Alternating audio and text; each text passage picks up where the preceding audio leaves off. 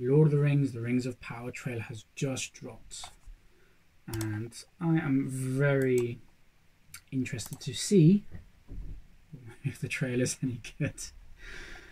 Anyway, without further ado, let's jump in and have a look.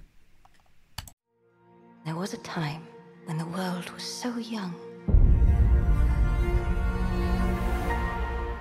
There had not yet been a sunrise. But even then, there was light.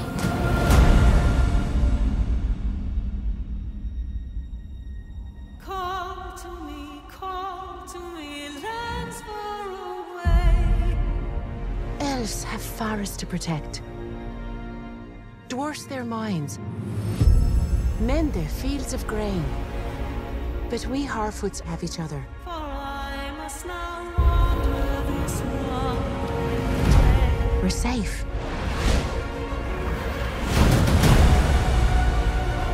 You have fought long enough, Galadriel. Put up your sword. The enemy is still out there. The question now is where? It is over. You have not seen what I've seen. I have seen my share. You have not seen what I have seen.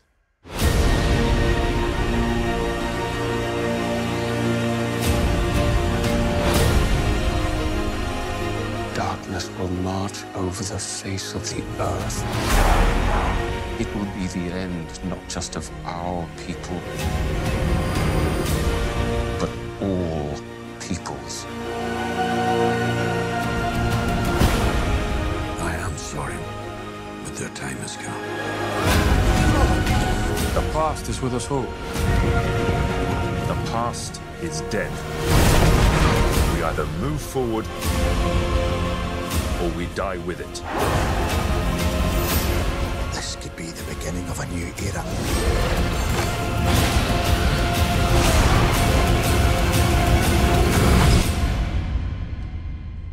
Away I must wander this wandering day.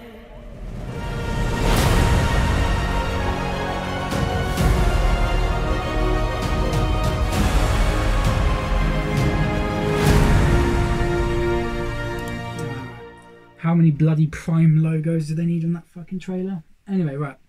First of all, for me, Lord of the Rings is the ultimate films for me. I love these movies to death. I've watched them. It made me want to be a filmmaker, basically.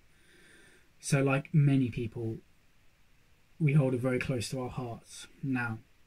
So my main concern, and I'm sure many people share this view, is how they're handling the property, because it looks very pretty. It should do. It's cost $1 billion at the end of the day, but there's lots of saying that the fans are toxic and all this kind of stuff. No, we're very protective of Tolkien's vision and mythology, and what we want is the showrunners to honour that. But where the red flags are showing, and have shown since the beginning, is these producers and showrunners talking about, oh yeah, we want to modernise Tolkien, bring the messages, these old value messages, into the 21st century, and have all this modern politics and all that. No, that's not the reason why we love Tolkien's work. He wrote it at a particular time in his life. We love these old classic tales of good and evil. We love these old tales of friendship, love, respect for each other and everything. This is the reason why. And to go against that, that's just, no, that's a complete turn-off for everyone.